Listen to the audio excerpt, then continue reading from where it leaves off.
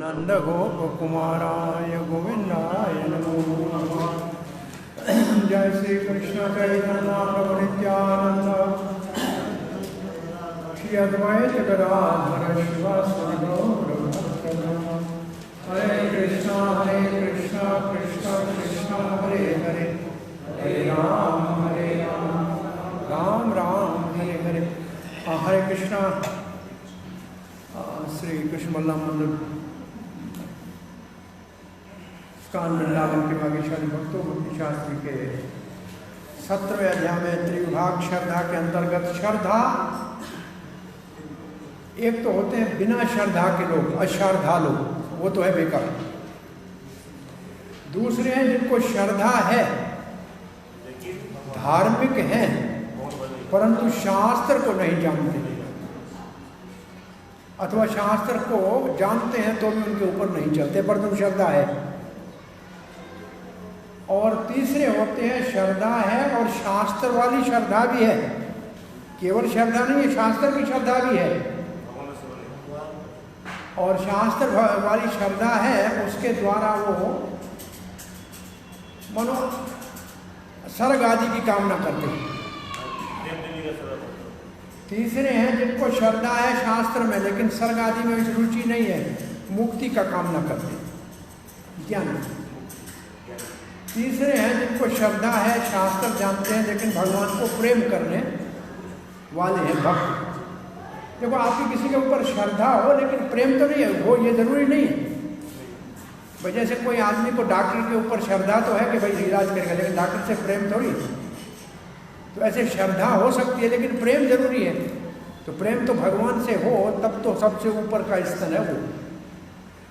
और क्योंकि ये ज्ञान का विषय है, 13, 14, 15, 16, 17, 18 अध्याय, तो ओम तत्सत जो है ये ज्ञान के अंतर्गत वेदों में 3 शब्द हैं। ओम तत्सत निर्देशो ब्राह्मण त्रिविधा। ब्राह्मण से त्रिविधा का मतलब है 3 प्रकार के। ये 3 शब्द ये ऋषियों ने भगवान के सूचक हैं। ये 3 शब्द किसके सूचक हैं? भगवान के सूचक हैं। अब भगवान के सूचक हैं, निर्विशेष भगवान के सूचक हैं कि सविशेष के सूचक हैं कि निराकार के हैं कि साकार के, ऐसा कोई विशेष नहीं है। श्री भक्तिविनोद ठाकुर भगवान के नामों की 2 विभाजन करते हैं। एक है स्वरूपगत निज नाम और एक है सामान्य नाम। तो सामान्य नाम है जैसे ईश्वर, परमात्मा, जगदीश्वर, जगतपति। तो इससे जगन्नाथ, ये जो नाम है ये सामान्य नाम है भगवान के, जो भगवान की भगवत्ता, सर्वशक्तिमान इसका सूचक है। लेकिन नंद नंदन कहें, यशोदा नंदन कहें, गोवर्धनधारी कहें, ये भगवान के विशेष नाम है। तो जैसे ओम तत्सत जो है ये विशेष नाम नहीं है, सामान्य नाम है। ये ओम शब्द से अंग्रेजी में ओमनीपोटेंट, ओमनीशिएंट जो शब्द आया है ना, ये ओम से निकला हुआ है कि भगवान सर्वशक्तिशाली है, भगवान सर्वत्र है। ओम विष्णु को रिप्रेजेंट करता है। हाँ, ओम विष्णु को रिप्रेजेंट। अब विष्णु कौन सा वाला? देखो, ये इसका मतलब ऐसा नहीं है कि ओम केवल निराकार वालों का है। ओम वाले केवल निराकार वाले, ऐसा नहीं है। ब्रह्म वालों को ओम ब्रह्म का सूचक है, और ब्रह्म में एक है जो केवल साकार को आदर देते हैं लेकिन रुचि ब्रह्म में है, और दूसरे ब्रह्म में रुचि है लेकिन साकार को निंदा करते हैं, तो वो है मायावादी। और दूसरे हैं ब्रह्मवादी। ये दोनों ओम का उच्चारण करते हैं। तो ओम किसी विशेष स्वरूप का सूचक नहीं है, भगवान सर्वशक्तिमान का सूचक है, सर्वव्यापक का सूचक है। और तत्व भगवान उस पदार्थ का सूचक है जो ये सृष्टि करता है, तत्व। और ये जगत त्वम, हाँ, जगत में जो रहे जीव वो त्वम। और सत्य जो है ये भगवान का नित्यता का है, कि जब जगत नहीं था तब भी भगवान थे पहले, उसका सूचक है। तो सत्य ये सूचक इसका है। ऐसे इन तीनों को, ये हमने कल कुछ पढ़े थे, ये आपने पढ़े हैं 24वें श्लोक में। 23-24 के तात्पर्य में प्रभुपाद जी लिखते हैं,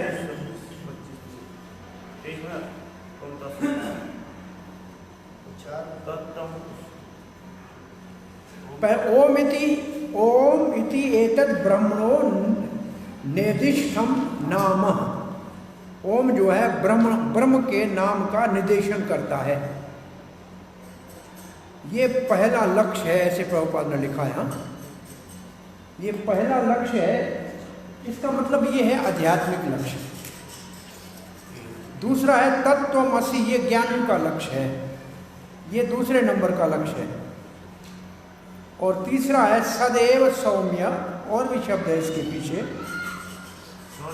वो तीसरा है। इसका मतलब जो कम से कम भगवान के अस्तित्व को सनातन मानते हैं। और सौम्य का अर्थ है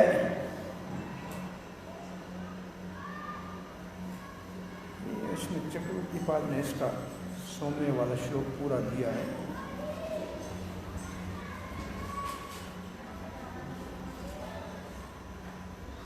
सदैव सौम्यम अग्रे आसीत, जो सृष्टि से पहले था वो है सद। फिर भी इसमें क्या लक्ष्य, पहला क्या है, दूसरा क्या है, तीसरा क्या है, इसका विचार करके देखते हैं तो ऊपर का लक्ष्य आध्यात्मिक, श्रद्धा शास्त्र के ऊपर प्रेम भगवान से, ये है पहला लक्ष्य।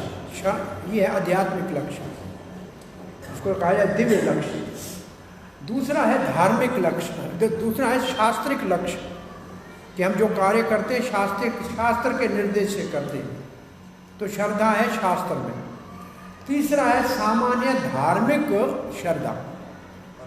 धार्मिक श्रद्धा है, विश्वास है कि भगवान है, सत्य है, परंतु ये तीसरे इसका। तो आध्यात्मिक, शास्त्रिक और धार्मिक, इसके तीन एक भाग ये आता है।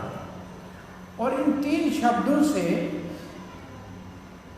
जिनको श्रद्धा नहीं है उनको श्रद्धा तक लाना है,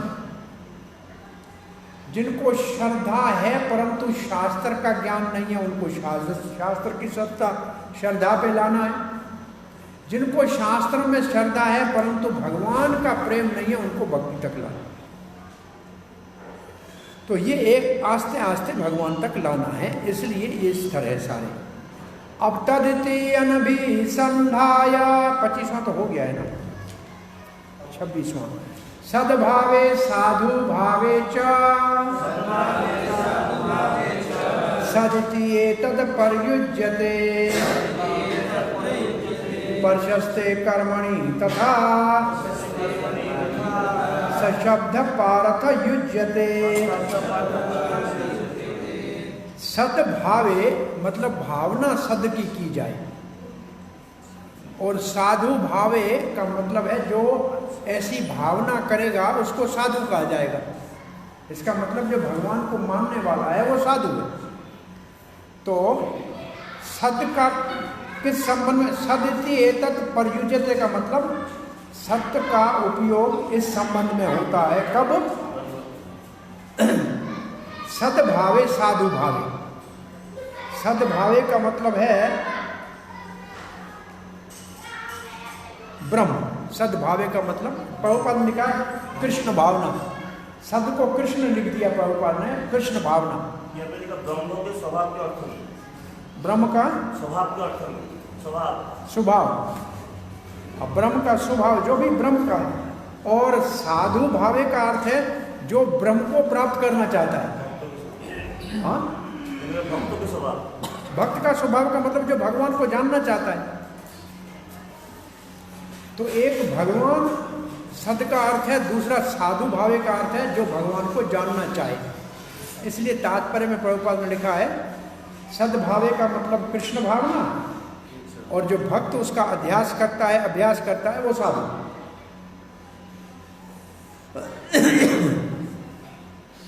तब सत का उपयोग करते हैं दोनों कामों के लिए। सत शब्द युज्यते, कब? जब कोई पुण्य कार्य करते, जैसे जनेऊ डालना है, गृह प्रवेश करना है, तो सदिति ओम तत्सदिति से कहते हैं।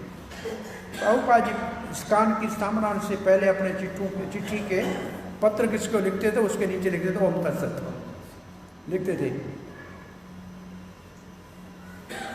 तो सत भगवान का सूचक है।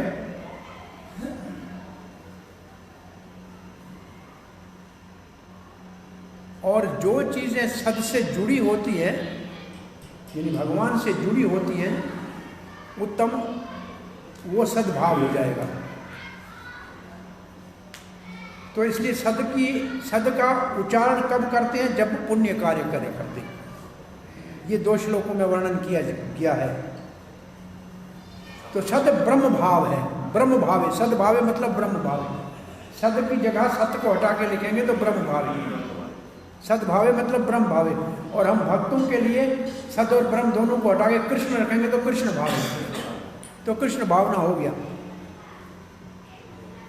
और साधु भाव का मतलब ब्रह्म को जानने वाला। ब्रह्म का भाव सद्भाव और ब्रह्म को जानने वाला साधु भाव। सदैव सोमय,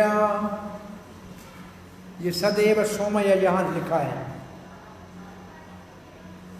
इसका मतलब ये ब्रह्म है।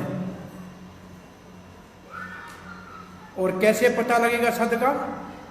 ये सत शब्द को लेकर प्रभुपाद जी ने भी ये श्लोक दिया है, यहां भी दिया हुआ है। सतांग प्रसंगाम मम वीर्य संविदो। तो वहां सतांग का अर्थ क्या है? भक्तों के संग में भगवान की कथा सुनना। तो सतांग प्रसंगान जो है, भक्तों से के संग से भगवान का पता लगता है। इसलिए सत्य उपयोगी है सब पुण्य कार्य करने में, जैसे विवाह हो या यज्ञोपवीत संस्कार आदि हो। अब 27वां श्लोक, प्रभुपाद का तात्पर्य नहीं है इसके ऊपर, दोनों के ऊपर साथ है। यज्ञ तपसि दाने च स्थिति सदिति चौच्यते कर्म चैव तदर्थीयं सदिति अभिधीयते।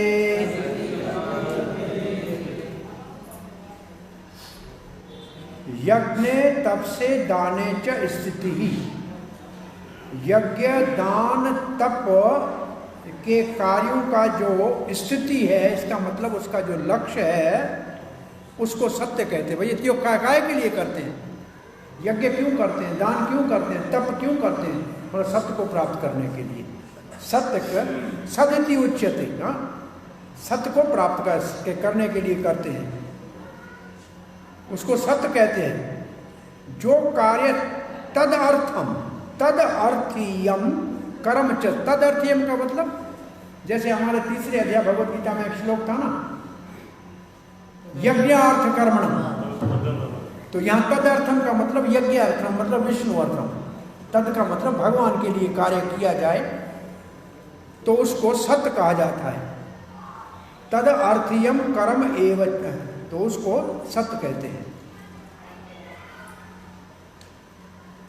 तो भगवान के लिए कार्य करें तो वो कार्य भी सत्य हो जाएगा।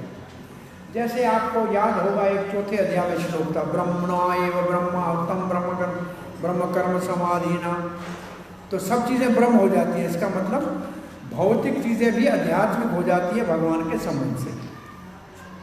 ये ब्रह्म, और ये आगे आया था ब्रह्मणो ही प्रतिष्ठा।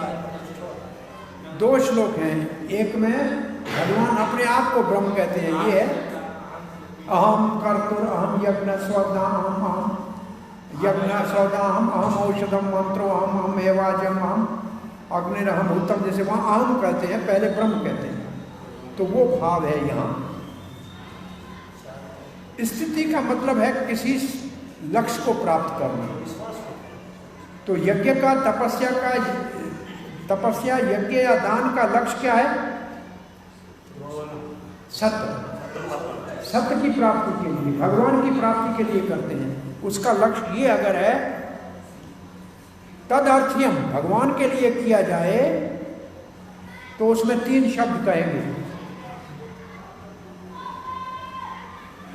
बोला क्या काम करें? बोला भगवान का मंदिर बनाते हैं, तब ये नाम लें सत। तो ये 3 शब्द ओम तत्सत तब कहना चाहिए।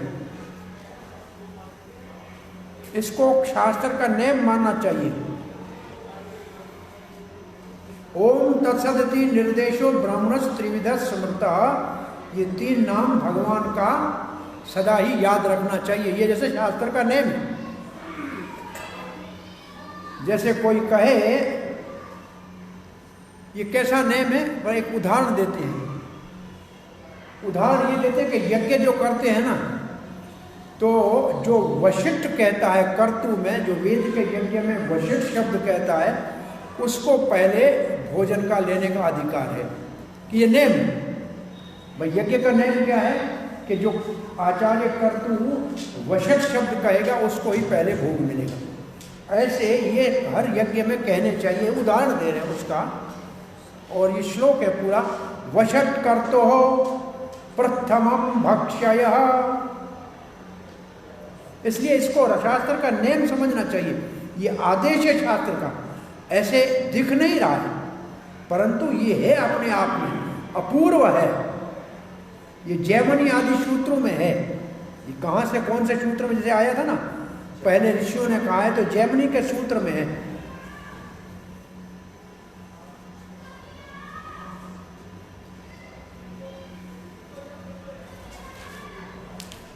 बुद्धिमान विष्णु के नाम का स्मरण करते हैं जब भी कोई कार्य करते हैं, तो ये एक नेम है।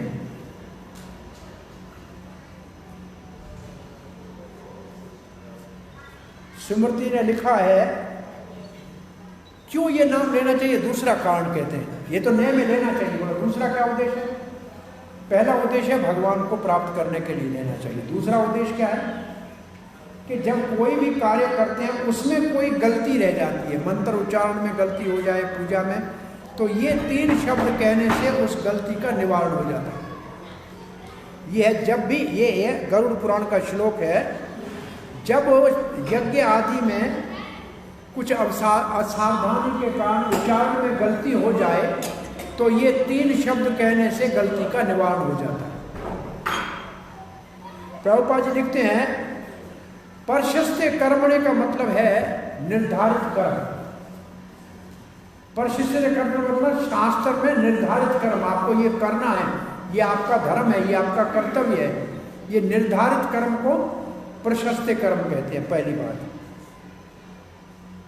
जो वेदों में निर्णय किया है, काय के लिए? हमारी शुद्धि के लिए। और प्रभुपाद जी कहते हैं ये शुद्धि कहाँ कब से शुरू होती है? गर्भाधान संस्कार से लेकर अग्नि संस्कार तक। देखो लिखा है, ये नाम नहीं लिखा है, पढ़ दो, अब पढ़ के देखो, समझ में आ रहा है? पहला सेंटेंस पढ़ो। प्रशस्त कर्म का मतलब जो निर्धारित कर्म है, और ये निर्धारित कर्म वेदों में लिखा हुआ है, जो संस्कार है, इसका मतलब पवित्र करने की विधि है, वो गर्भाधान से शुरू होकर अंत्येष्टि तक जाता है। लिखा है कि नहीं? ये शब्द लिखे ऐसे, गर्भाधान लिखा है और अंत्येष्टि लिखा है। ठीक है, ठीक है, संस्कार ये है, संस्कार इसका अर्थ। क्या है? गर्भाधान संस्कार कैसे होता है? मृत्यु समझ, गर्भाधान संस्कार होता है, गृहस्थी गर्भाधान कर्म से करने से पहले पूरी पूजा करते हैं कि भगवान कोई धर्मात्मा जीव हमारे संतान के लिए हमको प्राप्त हो, इसके लिए प्रार्थना करते हैं। और ये काय के लिए करते हैं? प्रभुपाद लिखते हैं, ये सारे संस्कार क्यों करते हैं? मुक्ति के लिए, जीव की मुक्ति के लिए पवित्र करने का ये विधान है। और जब ये कार्य किए जाएं, जैसे ये क्योंकि वहाँ जनेऊ लिखा था, वहाँ विवाह लिखा था, यहाँ गर्भाधान, इन सब में ओम तत्सत का उच्चारण होना चाहिए, सब संस्कारों में। उससे क्या होगा? सद्भावे का अर्थ और साधु भावे का अर्थ है दिव्य स्थिति। पहले प्रभुपाद लिखते हैं, इन दोनों का अर्थ है दिव्य स्थिति।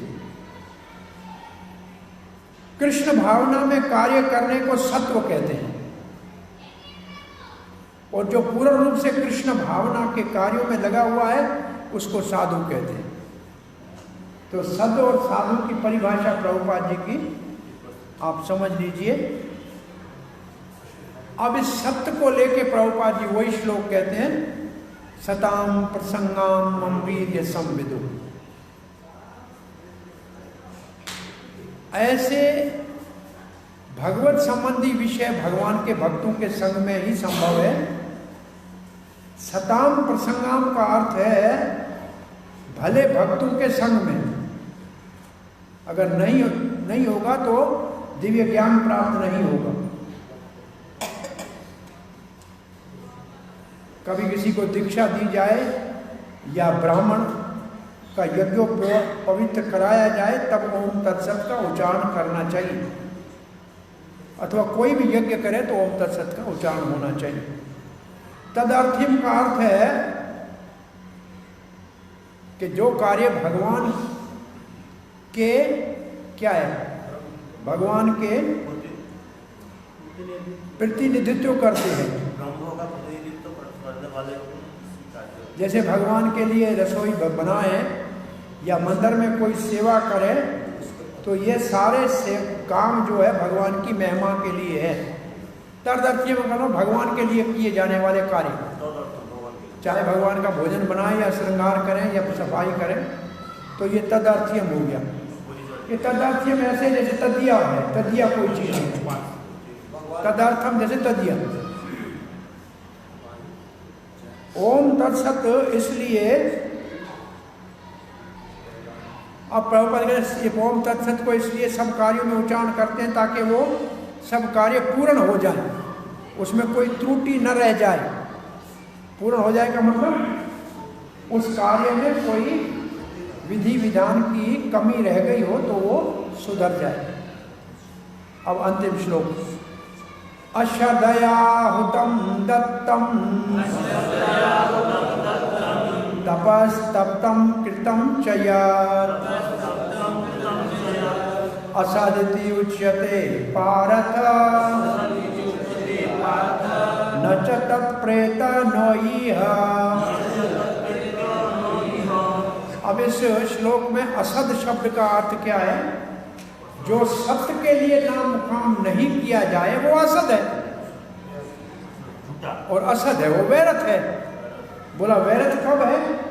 बोला चाहे यज्ञ करे या दान करे या तप करे, परंतु श्रद्धा रहित हो, बिना श्रद्धा के हो, तो उसको असत कहते हैं। हे पार्थ, न उसका फल इस जन्म में मिलता है, न ईह, और न प्रेत्य का मतलब दूसरे जन्म में मिलता है। प्रेत्य का मतलब आने वाले जन्म में, ईह का मतलब इस जन्म में।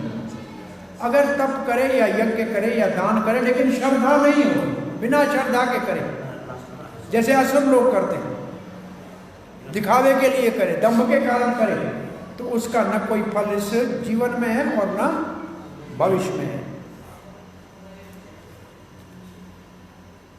तो सत्य के कार्यों का तो वर्णन हो गया कि वो भगवान के लिए हैं। तो असत कार्य कौन से हैं, ये प्रश्न पूछा जाए तो उसका उत्तर ये है, जो कार्य बिना श्रद्धा के किए जाए वो सब असत। कोई भी कार्य बिना श्रद्धा के वो असत।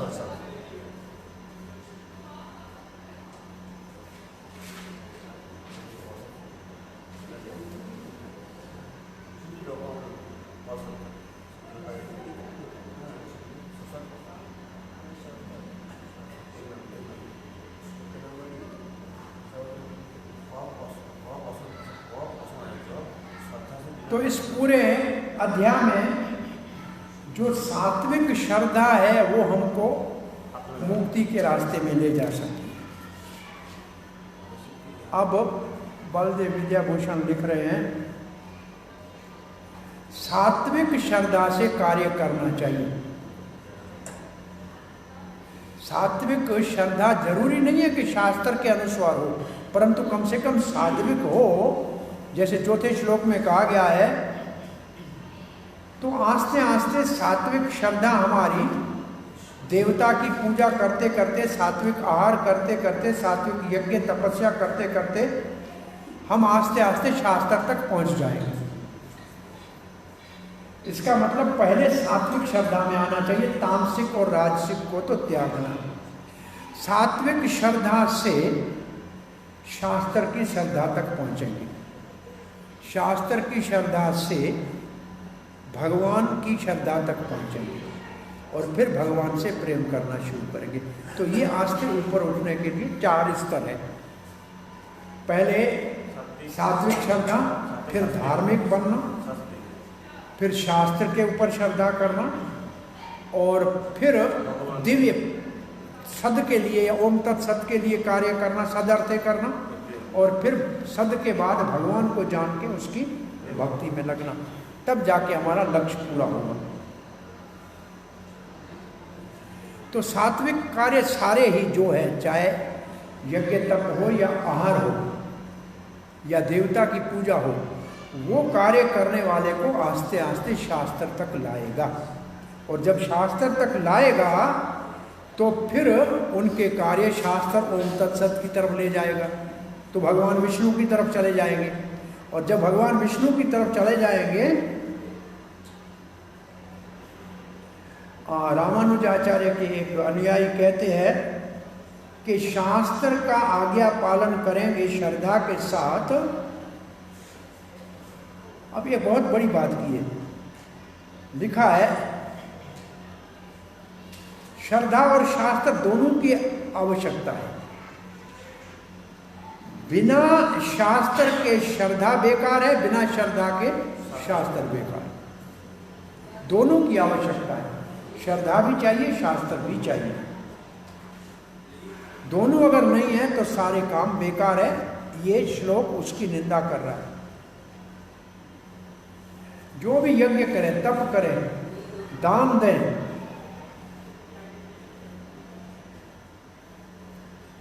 किसी की महिमा गाए, किसी को आदर दें, बिना श्रद्धा के करें शास्त्र की, तो असत है, यूजलेस है, बेकार है। च का अर्थ है कारण, क्योंकि ये बेकार है, इसका कोई, इसमें श्रद्धा नहीं है, इसका कोई फल नहीं मिलेगा।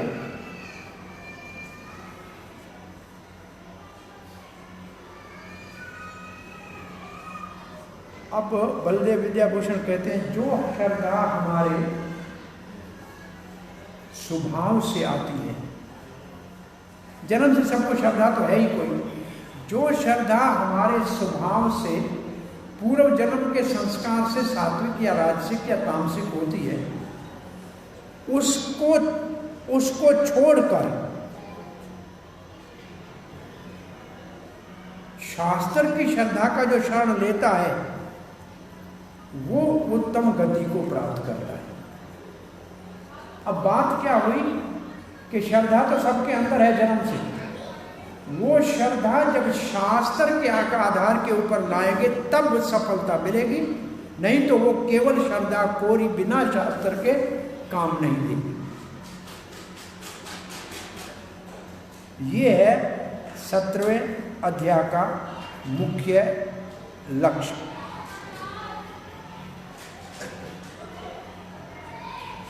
अब प्रभुपाद जी लिखते हैं, जहां दिव्य लक्ष्य ही नहीं है तो फिर सारे कार्य व्यर्थ हैं। सारे कार्य चाहे कोई भी हो, बिना दिव्य लक्ष्य के व्यर्थ है। इसलिए ये श्लोक कहते हैं, ये सारे कार्य क्या लिखा है, घृणित है, क्या लिखा है, कुत्सित है, बेकार है, किसी काम के नहीं है। तो सब कुछ किसके लिए करना चाहिए? कृष्ण के लिए करना चाहिए, कृष्ण भावना के लिए करना चाहिए। ऐसा अगर श्रद्धा नहीं है, एक तो ऐसी श्रद्धा नहीं है और दूसरा मार्गदर्शन नहीं है सही, तो इस जन्म में तो फिर कोई फल नहीं मिलेगा। ऐसा श्रद्धा कहाँ से मिलेगा? ये 2 लाइन में क्या लिखा है, शास्त्र से और गुरु से। इस लाइन का सीधा अर्थ है शास्त्र और गुरु का।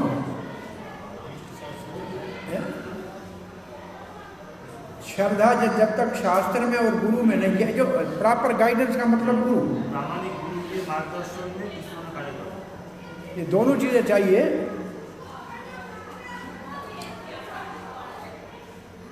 सारे वैदिक साहित्य में भगवान के ऊपर श्रद्धा करने का सलाह दी हुई है।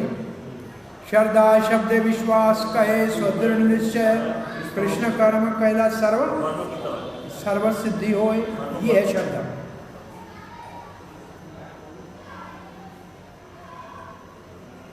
हरे कृष्ण। कौन? हाँ बेटा मैं क्लास ले रहा हूँ, मेरे को भी 15-20 मिनट लगेंगे। आप अंदर आ जाइए, अंदर आ जाइए, अंदर आके बैठिए। मैं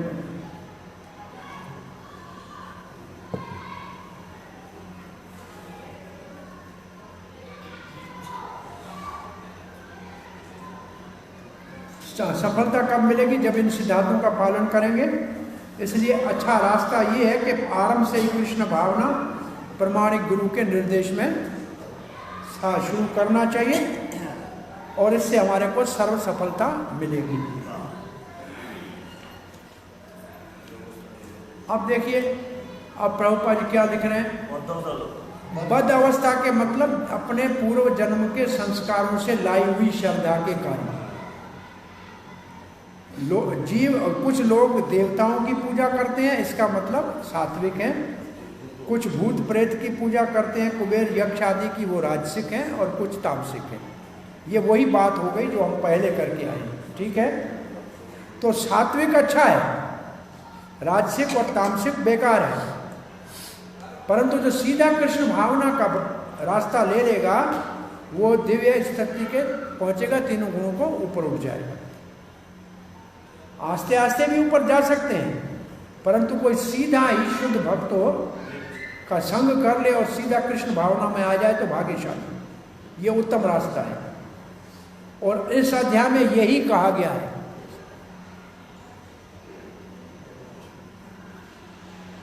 तो इसलिए हमको क्या करना चाहिए? पहले प्रमाणिक गुरु को पाना चाहिए और उससे शास्त्र की शिक्षा लेके और मार्गदर्शन मिलना चाहिए।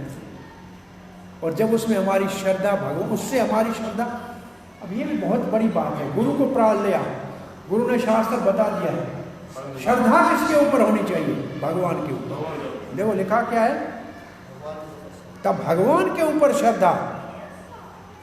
और ये श्रद्धा जब परिपक्व हो जाएगी तो भगवत प्रेम में परिवर्तित हो जाएगी। इसका मतलब प्रभुपाद ने आदो श्रद्धा से बाकी सब चीजों को बीच में लेके प्रेम तक पहुंचाया। और जीव अगर भगवत प्रेम करें तो ये परम लक्ष्य है। इसलिए हम सबको सीधा ही कृष्ण भावना का मार्ग लेना चाहिए। ये है 17वें अध्याय का संदेश। यहाँ हमारा 17वां पूर्णाहुति पे पहुंचा।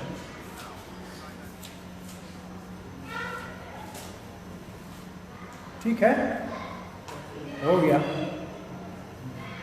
तो कोई प्रश्न है इस विभाग से?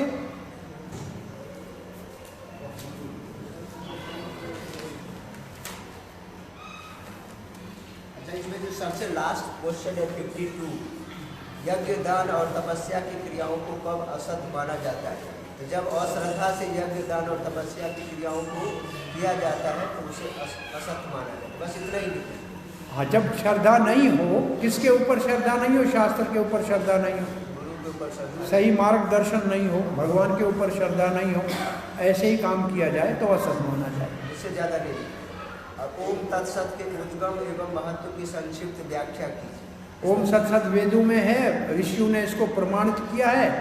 और सब पुण्य कार्य से पहले इसको करना चाहिए, उससे कार्य की संपूर्णता होती है, कार्य में त्रुटि होती है वो खत्म हो जाती है। और आस्ते आस्ते ये भगवान का सूचक है। तो हमारी श्रद्धा पहले अश्रद्धा से शास्त्र तक आती है, शास्त्र से भगवान तक आती है, तो हमारे को सफलता की तरफ ले जाती है। और ये भगवान का साधारण नाम है। ये भगवान के नाम सूचक है तीनों। इसका अर्थ लिख सकते हैं, ओम तत्सत के वो तीनों शब्द भी लिखेंगे तो तीनों मंत्रों वाला टुकड़ा लिखेंगे तो और अच्छा है। ओम इति निर्देशो ब्राह्मण सिद्धता, ये फिर सद्भावे साधु भावे चाहिए, ये इसमें है।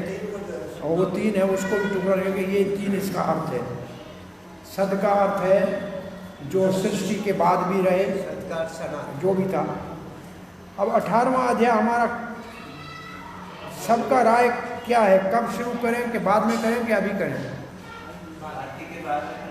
कार्तिक के बाद। चलो छुट्टी करो, कार्तिक को एंजॉय करो और क्या। वैसे 18वें अध्याय का नाम है संन्यास की सिद्धि या सारांश। सारांश है, मतलब 19 तारीख के बाद। प्रभुपाद जी लिखते हैं कि 17वें अध्याय में गीता खत्म हो गई, परंतु फिर 18वें अध्याय में भगवान ने सारी गीता का सारांश दिया। एक तो महात्मा कहता है 12वें अध्याय में भक्ति योग आया, गीता समाप्त हो गई। अर्जुन ने प्रश्न पूछा इसलिए गीता फिर आगे चली। जब भक्ति आ गई तो फिर आगे जाने की जरूरत क्या है?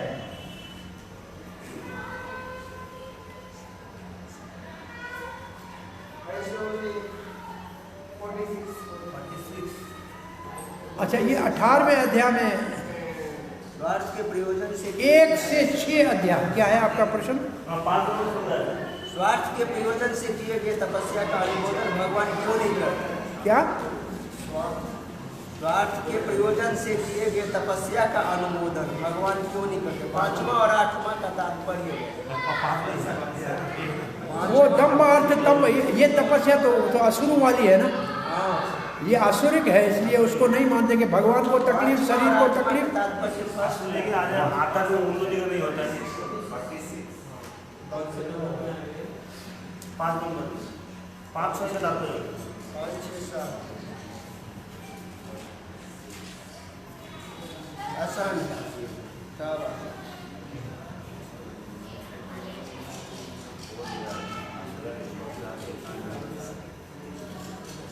18वें अध्याय को शुरू करेंगे तो पहले 12 श्लोकों में, पहले 12 श्लोकों में पहले 6 अध्यायों का सारांश है। 1 से 6 का सारांश है पहले 12 में। पहले 12 श्लोक 1 से 6 का सारांश है, और दूसरा जो है 13 से 18 ये ज्ञान का विभाग है। वो वही है 13 से 18 श्लोक भी वही है, और श्लोक भी वहां तक जाएंगे, और उस का जो है इसमें सारांश है ज्ञान का। 13 से 17 ज्ञान का सारांश है यहाँ। 13 से 17 ज्ञान, 18 तो संज्ञा है, 13 से 17 ज्ञान, और 18 से लेके 40 तक नहीं, भक्ति अंत में है। जो योग की सीढ़ी है उसका पहला हिस्सा है, और जिसमें है हमारे सारे कार्यों का, हमारे सारे कार्य प्रकृति के गुणों के अधीन है। ये 40 तक जाएगा, 19 से 40 तक।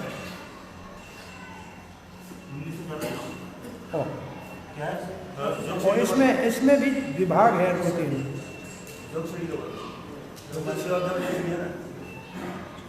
तो हमारे सारे कार्य तीनों गुणों से के अधीन है।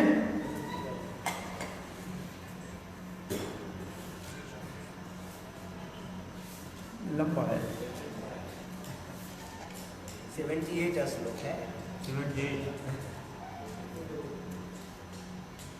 ये तीनों गुणों का ही सारा वर्णन है इसमें।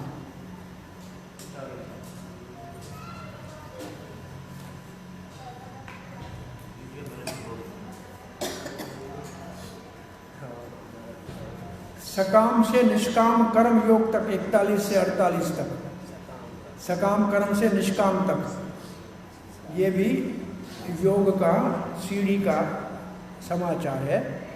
41 से 48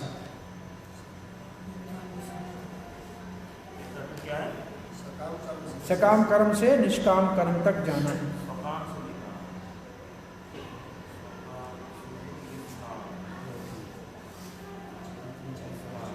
अब 49 से 55 तक है गुह्य ज्ञान।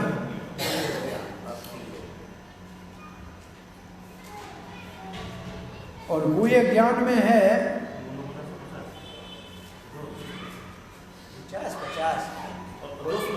49 से 55, 49। इसमें है निष्काम कर्म से ज्ञान और ज्ञान से ब्रह्म की स्तर और ब्रह्म से शुद्ध भक्ति। एक से ऊपर दूसरे स्तर पे जाना। निष्काम कर्म से पहले आया सकाम से निष्काम, अब आएंगे निष्काम से ज्ञान और ज्ञान से ब्रह्म और ब्रह्म से शुद्ध भक्ति। ये 55।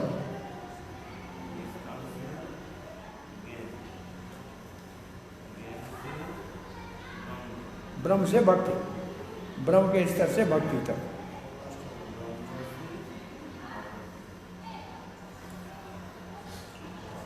अब 56 से 60 तक है शुद्ध भक्ति में कार्य। शुद्ध भक्ति में कार्य।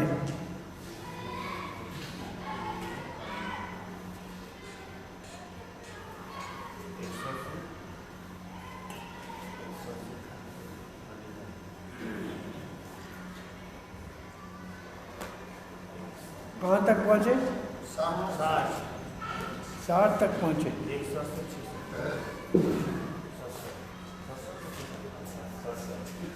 अब है 5वां भाग है गुह्यतम ज्ञान, परमात्मा का शरण। ये 61 से 63 3 श्लोक 5वें विभाग में। गुह्यतम ज्ञान, परमात्मा की शरणागति।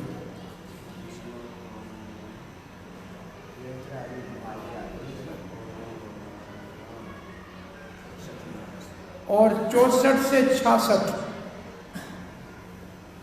गुह्यतम ज्ञान, शुद्ध कृष्ण भक्त बनना। शुद्ध कृष्ण भक्त बनना।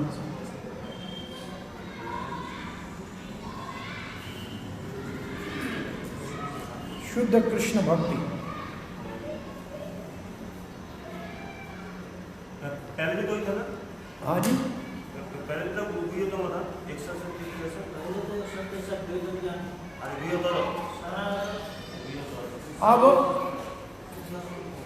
अब अंतिम विभाग है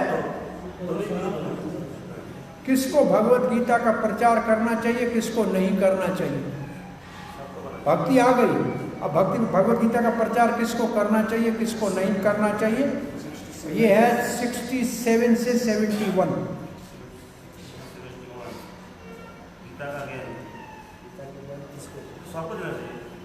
और 72 से 73 2 श्लोक अर्जुन की अनुभूति। नष्टो मोह स्मृति लब्धा, अर्जुन की अनुभूति।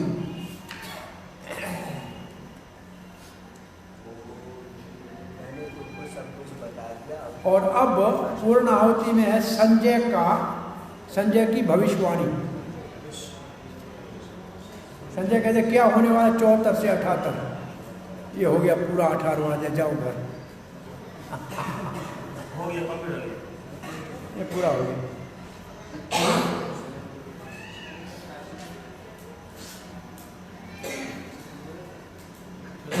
चलो ठीक है, अब छुट्टी करो कार्तिक का थोड़ा। तो ये 10 दिन तो लेगा कम से कम इतना।